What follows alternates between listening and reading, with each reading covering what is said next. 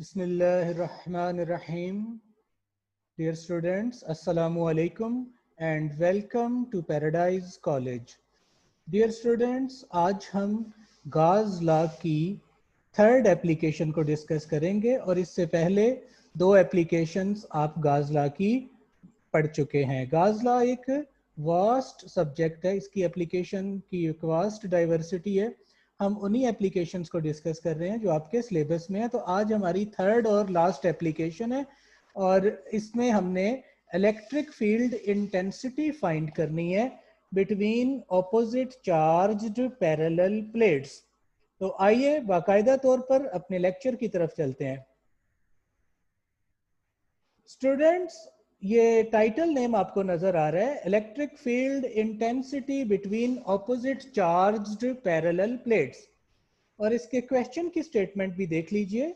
Derive an expression about electric field intensity between opposite charged parallel plates.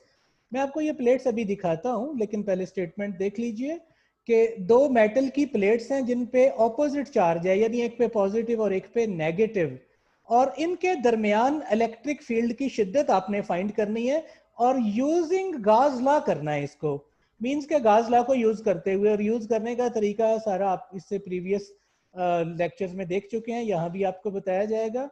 आपको बेटा ये दो मेटल की प्लेट्स नजर आ रही हैं, ठीक है, और इन प्लेट्स पर चार्ज है ऑपोजिट नेचर का, पॉजिटिव और नेगेटिव। और एक बात और देखिए, ये electric field lines red colour में आपको नजर आ रही हैं, ये पॉजिटिव से ओरिजिनेट होती हैं और नेगेटिव की तरफ आती हैं। तो ये दो मेटल की प्लेट्स हैं, इन प्लेट्स का एरिया एक जितना है, इन पे चार्ज की मैग्नीट्यूड एक जितनी है और सरफेस चार्ज डेंसिटी वो भी एक जैसी है। मैं इसको अभी साथ साथ बताता हूँ, प्लीज गौर कीजिएगा। इंट्रोडक्शन में हम ये कहते हैं, suppose we have two parallel and closely spaced metal plates of infinite extent। ये इनकी कहाँ तक इनकी लंबाई है, कहाँ तक ये है, हमें इससे गर्ज नहीं, ये इन्फिनिट हो सकता है। हमने इक्वल एंड ऑपोजिट चार्ज की प्लेट्स का कुछ हिस्सा आपके सामने रखा और इनके दरमियान वैक्यूम है, अभी कोई चीज नहीं है, खाली जगह है, और इन पर चार्जेस जो हैं वो, एक बात और देख लीजिए कि इस पे जो चार्ज की स्प्रेडिंग है वो इस तरह से है कि चार्ज सिर्फ कंसंट्रेट कर रहा है inner surface of the plate. इसको समझ लीजिए कि ये जो है अपर प्लेट है, तो ये जो पॉजिटिव चार्ज इसके अंदर नहीं भरा हुआ, बल्कि मान लीजिए ये इसका जो सबसे नीचे वाला हिस्सा है ना प्लेट का, इसके ऊपर चार्ज है, यानी चार्ज सरफेस के ऊपर है, अंदर नहीं फिल किया हुआ। मान लीजिए जैसे एक ईंट होती है, ईंट की सबसे नीचे वाली सतह पे चार्ज है तो अंदर से वो खाली है, बाकी हर तरफ खाली है। इसी तरह ये नेगेटिव चार्ज की प्लेट है तो इसके भी इस इनर सरफेस के ऊपर चार्ज है, ये इसके अंदर नहीं है बल्कि इनर सरफेस पर है। वो समझ आ गई? इसका मतलब है फील्ड लाइंस प्लेट्स के अंदर नहीं है बल्कि एक एंड से दूसरे एंड तक, यानी इस लोअर एंड इनर एंड से इस इनर एंड की तरफ होंगी। दूसरी बात, ये प्लेट्स क्लोजली स्पेस्ड हैं। बेटा अगर प्लेट क्लोजली स्पेस्ड हैं तो इनके दरमियान इलेक्ट्रिक फील्ड की स्ट्रेंथ तकरीबन यूनिफॉर्म होगी और आपने उस वैल्यू को फाइंड करना है। चलते हैं आगे। ये बात आपके सामने रखी कि electric field line start from inner side of the positive plate and and on inner side of negative plate, जो कि आपको फिगर में दिखाई गई है। और एक बात शुरू में भी बताई थी, दोबारा सुन लीजिए कि चार्ज इज डिस्ट्रीब्यूटेड यूनिफॉर्मली, यानी इसकी सरफेस चार्ज डेंसिटी कांस्टेंट है। अब सरफेस चार्ज डेंसिटी क्या होती है, आपको बताया था, चार्ज पर यूनिट एरिया। तो मैंने आपको पिछली जो एप्लीकेशन थी उसमें इस चीज को ओपन करके बताया था, यहां भी थोड़ा बता देता हूं। आप बेटा फर्ज कर लीजिए कि मैं इस प्लेट का एरिया लेता हूं 1 सेंटीमीटर स्क्वायर, तो 1 सेंटीमीटर स्क्वायर में अगर 2 कूलम चार्ज आता है तो 1 सेंटीमीटर स्क्वायर अगले एरिया में भी 2 कूलम रहना चाहिए, तो तब ये डिस्ट्रीब्यूशन यूनिफॉर्म है। तो दोनों चार्जेस की डिस्ट्रीब्यूशन इस तरह से है कि सरफेस चार्ज डेंसिटी इसकी कांस्टेंट है। ठीक है, आइए अब हम चलते हैं। यही डायग्राम आपको दोबारा दिखाई जा रही है। एक्सप्लेनेशन, तो हम कहते हैं बेटा फर्ज करें दो प्लेट्स हैं, इन दो प्लेट्स के दरमियान कोई पॉइंट P है। Let P be any point between opposite charged plates जहां पर हमने इलेक्ट्रिक फील्ड इंटेंसिटी को फाइंड करना है। मैं अभी P पॉइंट आपको दिखाता हूं। ये देख रहे हैं P पॉइंट, एक गहरा ब्लैक कलर का डॉट आपको नजर आ रहा है। इस P पॉइंट पे इलेक्ट्रिक फील्ड इंटेंसिटी आपने फाइंड करनी है और गाउस लॉ को यूज करते हुए फाइंड करनी है। बताइए गाउस लॉ को यूज करने का क्या तरीका था कि आप एक गॉसियन सरफेस लेते थे क्लोज, जो कुछ ना कुछ चार्ज को ऑक्यूपाई करे और कुछ ना कुछ एरिया कैप्चर करे, और फिर गॉसियन सरफेस किस तरह से ली जाती है कि जिस पॉइंट पे फील्ड फाइंड करना है वो पॉइंट गॉसियन सरफेस के ऊपर होना चाहिए। तो मैं आपको अब यहाँ पे दिखाता हूँ कि एक गॉसियन सरफेस, ये आपको नजर आ रही है ABCD, आपको दिखाई दे रहा है कि शायद ये रेक्टेंगल है, लेकिन बेटा ये एक रेक्टेंगुलर बॉक्स है। जैसे लूडो का दाना होता है, जैसे जूतों का डिब्बा होता है, 6 साइड्स होती हैं उसकी। आपको तो सामने की साइड 4 नजर आ रही है ना, आप इसको बॉक्स मानिए, एक रेक्टेंगुलर बॉक्स। और आपने देखा ये बॉक्स हमने इस तरह से सपोज किया कि इसका कुछ हिस्सा ऊपर वाली प्लेट के अंदर है, यकीनन इसने कुछ एरिया कवर किया और कुछ चार्ज इनक्लोज किया, और दूसरी तरफ आपने देखा कि जिस पॉइंट पे फील्ड फाइंड करना था वो इसकी एक साइड पर आ गया, यानी इस फिगर में ए बी साइड के ऊपर पॉइंट P आ गया। यही बात यहाँ पे लिखी है। Now consider a Gaussian surface in the form of hollow box. तो बॉक्स आपकी, मैं अभी बॉक्स की शक्ल, हालांकि ये नेक्स्ट स्लाइड पर है लेकिन मैं आपको दिखा के मैं इस स्लाइड पे वापस आता हूँ। एक मिनट के लिए गौर कीजिएगा बेटा, ये है बॉक्स, प्लीज गौर कीजिए। आपने ये समझा था ना कि ये रेक्टेंगल है, दिखाई तो रेक्टेंगल दे रहा है लेकिन ये एक बॉक्स है। तो इस बॉक्स को जैसे लूडो का दाना आप मान लीजिए, 6 साइडें होती हैं उसकी, top, bottom, right, left, outward, inward, ये 6 साइड्स आपको नजर आ रही हैं। इस 6 साइड में से जो सबसे ऊपर वाली साइड है वो प्लेट के अंदर है, और जो सबसे नीचे वाली साइड है वो पॉइंट P उसके ऊपर है, और बाकी 4 साइडें फिर ये बची। ऊपर और नीचे वाली तो आपको समझ आ गई, राइट, लेफ्ट, आउटवर्ड और इनवर्ड, समझ आई। अब मैं इसको वापस करता हूँ, अपनी बात पे आ रहे हैं जहां तक हम बात कर चुके थे। तो बेटा गॉसियन सरफेस आपने हॉलो बॉक्स की शक्ल में ली, किस तरह से कि इसकी टॉप साइड अपर प्लेट में इसके अंदर है और जो बॉटम साइड है वो दो प्लेट्स के दरमियान है, इस तरह से कि पॉइंट P उसके ऊपर लाई कर रहा है।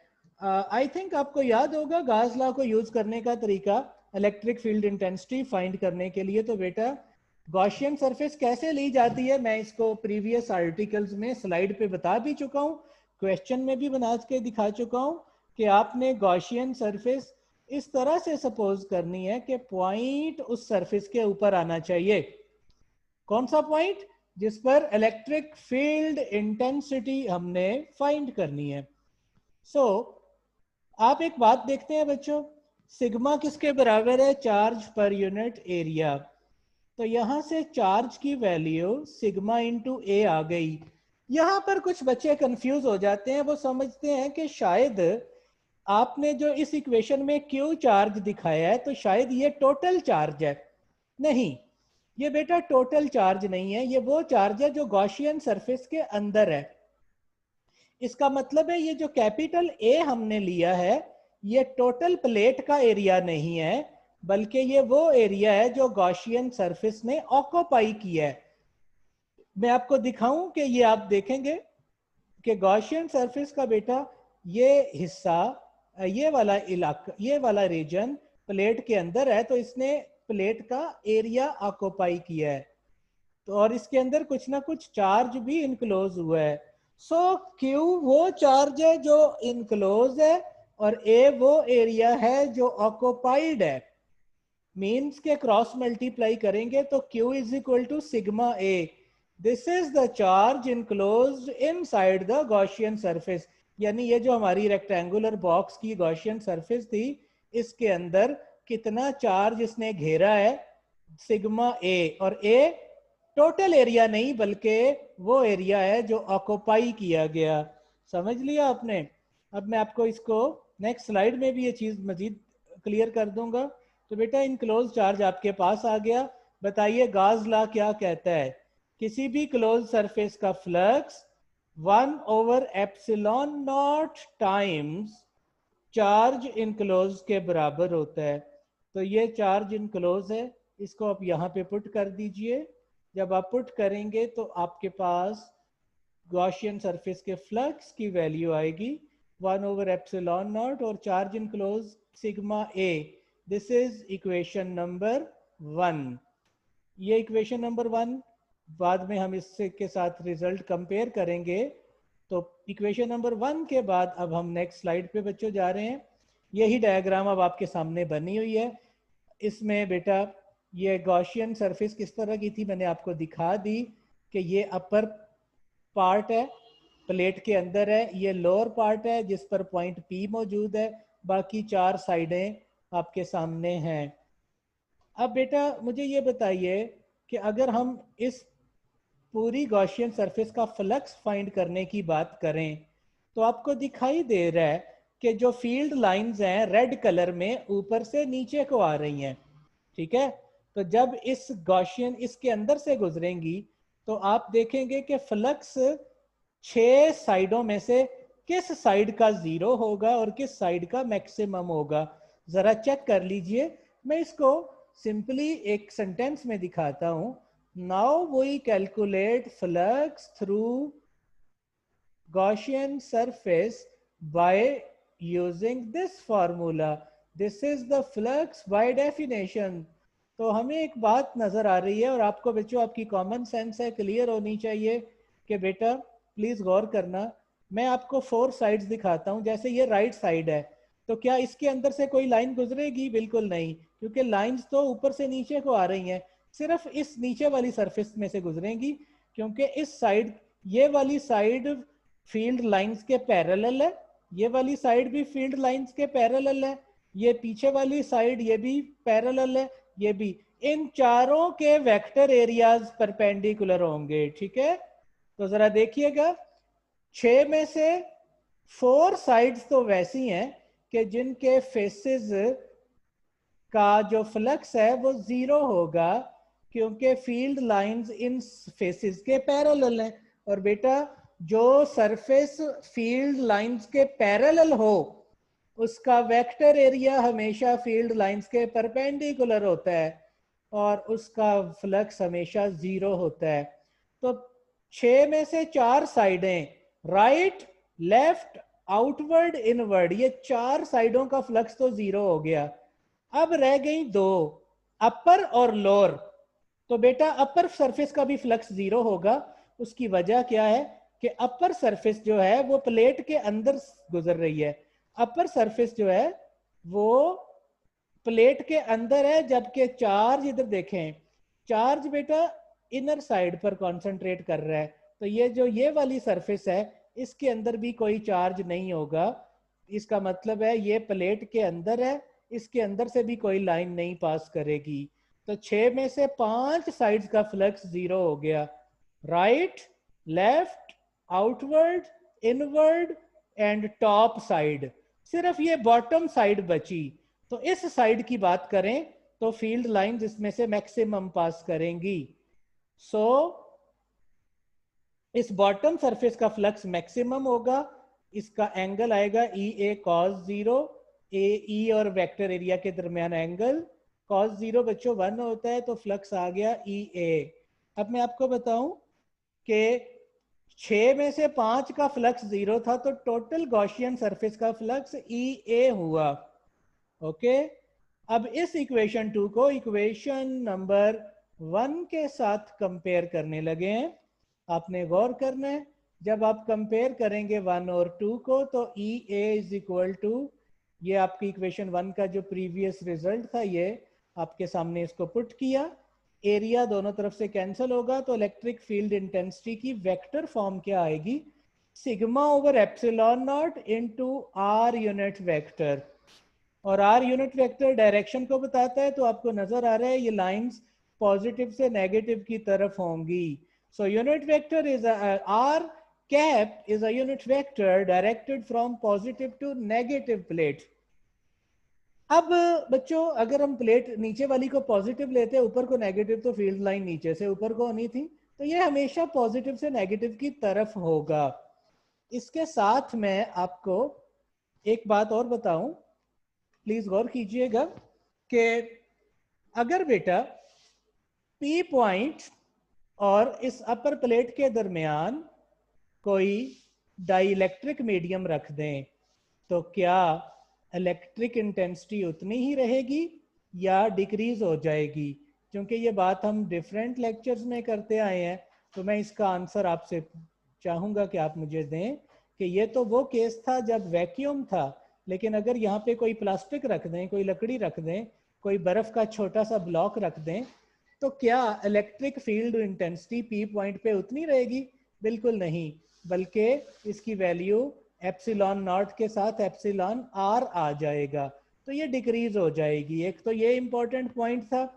दूसरा पॉइंट आप इसी रिजल्ट से देखिए बेटा, सरफेस चार्ज डेंसिटी जितनी ज्यादा होगी, प्लेट पे चार्ज जिस तरह, जितना यूनिट एरिया में ज्यादा चार्ज ऑक्यूपाई होगा, तो फील्ड उतना स्ट्रॉन्ग होगा। मींस सिग्मा जितना ज्यादा होगा, इलेक्ट्रिक फील्ड इंटेंसिटी उतनी ज्यादा होगी।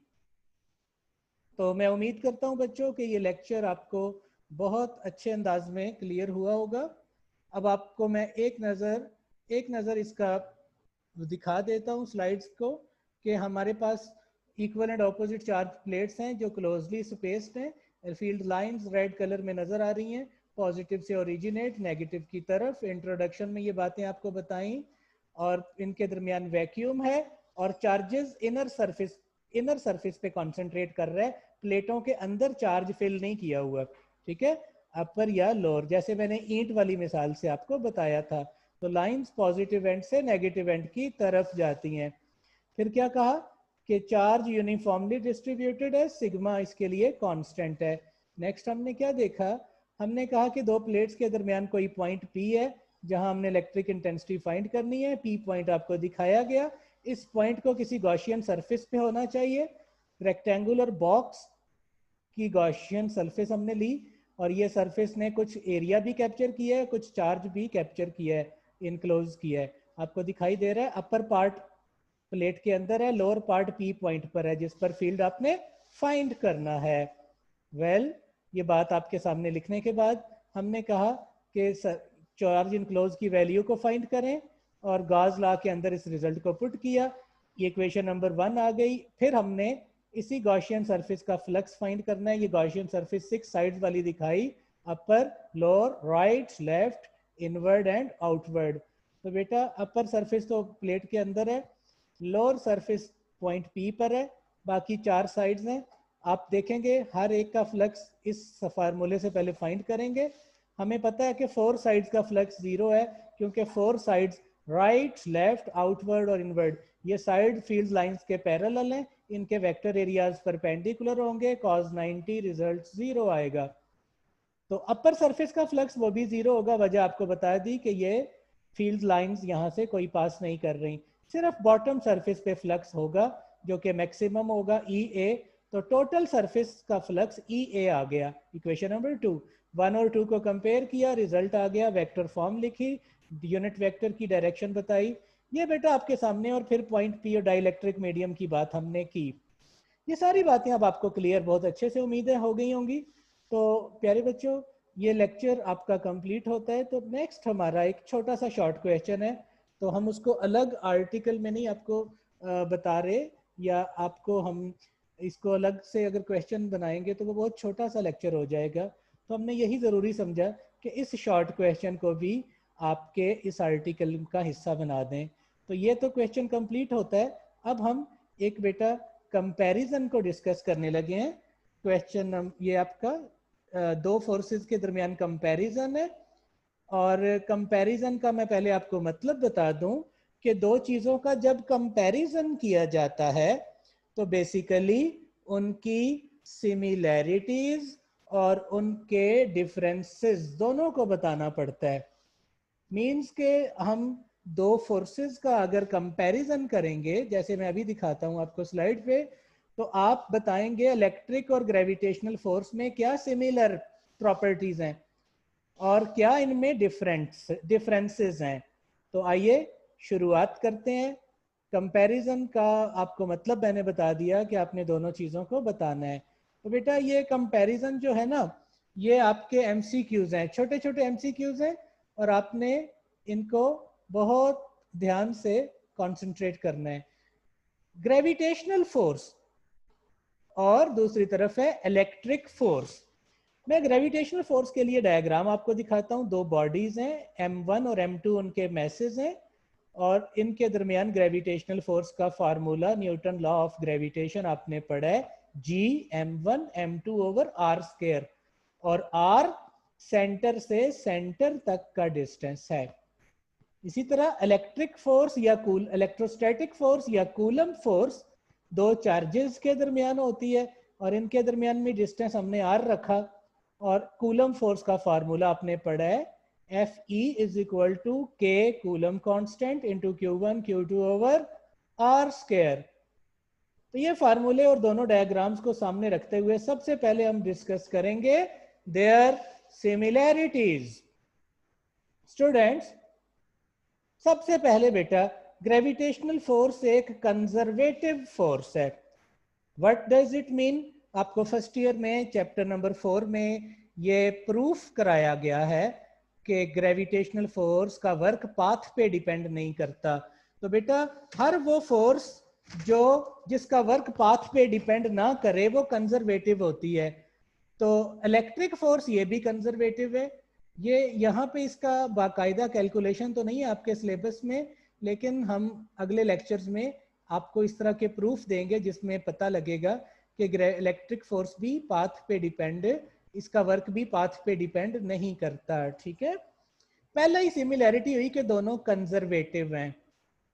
दूसरी, आप देख रहे हैं फार्मूले में 1 ओवर आर स्क्वायर दोनों में आ रहा है, तो ग्रेविटेशनल फोर्स इनवर्सली प्रोपोर्शनल है स्क्वायर ऑफ द डिस्टेंस के, और इलेक्ट्रिक फोर्स भी इनवर्सली प्रोपोर्शनल है स्क्वायर ऑफ द डिस्टेंस के।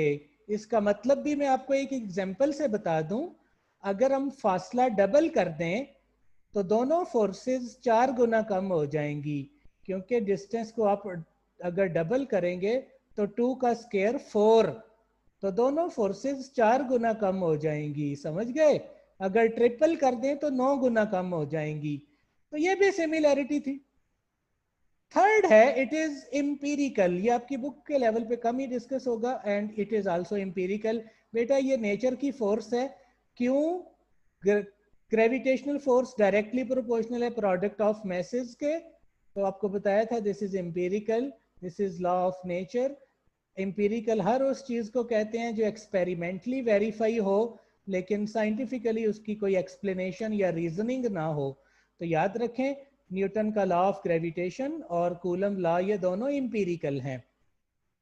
Number 4, it is mutual. अगर m1 m2 पे फोर्स लगाता है तो m2 भी m1 पे लगाता है, q1 q2 पे एक्सर्ट करते हैं, q2 भी q1 पे लगाता है। आपको याद है कूलम लॉ में वेक्टर फॉर्म में ये चीज हमने डिस्कस की थी, तो आपको अगर उस लेक्चर को आपने नहीं लिया तो यूट्यूब पे वो लेक्चर मौजूद है, वहां हमने इसको बताया हुआ है। तो ये 4 सिमिलैरिटीज आपके सामने हमने रख दी। अब चलते हैं डिफरेंसेस की तरफ या डिससिमिलैरिटीज की तरफ। इनमें फर्क क्या है? तरतीब से वो डिससिमिलैरिटीज आपके सामने आएंगी, गौर कीजिएगा। बेटा ग्रेविटेशनल फोर्स सिर्फ अट्रैक्टिव हो है, लेकिन जो इलेक्ट्रिक फोर्स है ये अट्रैक्टिव भी है और रिपल्सिव भी हो सकती है। अब आपको कॉमन सेंस है, ये चीज आपको लिखवाई हुई है प्रीवियस स्लाइड्स में। दो चार्जेस अट्रैक्ट कब करते हैं? जब एक पॉजिटिव और दूसरा नेगेटिव हो, यानी अनलाइक हो। और रिपेल कब करते हैं? जब दोनों पॉजिटिव हो या दोनों नेगेटिव यानी लाइक हों, तो इलेक्ट्रिक फोर्स अट्रैक्टिव और रिपल्सिव हो सकती है, जबकि ग्रेविटेशनल फोर्स ओनली अट्रैक्टिव है। ये पहली डिसिमिलरिटी हुई। आगे देखें, ग्रेविटेशनल फोर्स की रेंज बहुत ज्यादा है, जबकि इलेक्ट्रिक फोर्स की रेंज इसके मुकाबले में बहुत शॉर्ट है। आपको एक मिसाल से बताता हूं कि न्यूक्लियस और इलेक्ट्रॉन, न्यूक्लियस पे पॉजिटिव चार्ज है, इलेक्ट्रॉन पे नेगेटिव। न्यूक्लियस उसको अपनी ग्रिप में रखता है, लेकिन इलेक्ट्रॉन को अगर फासला बढ़ाते जाएं न्यूक्लियस से, तो एक सूटेबल डिस्टेंस पर आने के बाद इलेक्ट्रॉन पर न्यूक्लियस की ग्रिप खत्म हो जाती है। तो रेंज इसकी शॉर्ट है और इसकी लॉन्ग है, ये भी एक फर्क हुआ। आगे देखें, ये फोर्स वीक है कंपैरेटिवली इसके मुकाबले में। वैसे तो प्रोडक्ट ऑफ मैग्नीट्यूड के ऊपर ये डिपेंड कर रही है, और ये भी product of magnitude of charges पे डिपेंड कर रही है, ये product of magnitude of message पे डिपेंड कर रही है। लेकिन मैं आपको बताऊं कि बेटा जो ग्रेविटेशनल कांस्टेंट है वो आपने पढ़ा है 6.67 इंटू 10⁻11, ये जी। और इसका यूनिट आप कैसे फाइंड करते हैं, बाकी सब क्रॉस मल्टीप्लाई करके उधर ले जाएं। फोर्स का यूनिट है न्यूटन मीटर स्क्वायर पर केजी स्क्वायर। तो देखें 10⁻11 ये बहुत छोटी वैल्यू है, उसके मुकाबले में जो कूलम कांस्टेंट है ये बहुत लार्ज है। यानी इसकी वैल्यू आपने पढ़ी है, न्यूमेरिकल में भी यूज की है, 9 इंटू 10⁹ न्यूटन मीटर स्क्वायर पर कूलम स्क्वायर। तो इसका मतलब है कि ये फोर्स इसके मुकाबले में बहुत स्ट्रॉन्ग है, इसका कांस्टेंट इससे बहुत लार्ज है। मैं इसको नेक्स्ट स्लाइड पे लेके जा रहा हूं। यहां तक आपके सामने चीजें हमने रख दी। तो बच्चों एक बात है कि ये मीडियम इंडिपेंडेंट है। मैं आपको इसको बताने के लिए एक मिसाल देता हूं। देखें, जमीन के ऊपर एक शख्स का वेट जमीन की ग्रेविटेशनल फोर्स की वजह से है, W = mg। तो बंदा जमीन के ऊपर खड़ा है या बंदा टेबल पे खड़ा है, क्या कभी उसके वेट में फर्क पड़ा? ऑफ कोर्स नहीं। मींस के दो बॉडीज के दरमियान, इधर देखिएगा, मैं इसको अगर दो बॉडीज के दरमियान कोई चीज रख भी दें, कोई बर्फ रख दें, प्लास्टिक रख दें, पत्थर रख दें, इनकी ग्रेविटेशनल फोर्स पे कोई फर्क नहीं पड़ेगा। जैसे मैंने टेबल वाली मिसाल दी कि एक बंदा जमीन पे खड़ा है तो उसका वेट है, और अगर वही बंदा टेबल पे खड़ा है तो उसके वेट में कोई फर्क नहीं पड़ेगा, ठीक है। जबकि दूसरी तरफ इलेक्ट्रिक फोर्स फौरी तौर पर वीक हो जाती है। आपको याद है इफेक्ट ऑफ मीडियम में क्या पढ़ा था कि जब दो चार्जेस के दरमियान डाइलेक्ट्रिक मीडियम रखें तो इलेक्ट्रोस्टैटिक फोर्स डिक्रीज हो जाती है, और उसका फार्मूला भी आपने पढ़ा है, F medium = F vacuum over epsilon R। बहरहाल ये बेटा आपका कंप्लीट हुआ लेक्चर। मैं उम्मीद करता हूं कि आपको ये बहुत अच्छे से समझ आया होगा। आप अपने क्वेश्चंस को अच्छे तरीके से नेक्स्ट लेक्चर में पूछ सकेंगे। Wish you very best of luck. Allah Hafiz.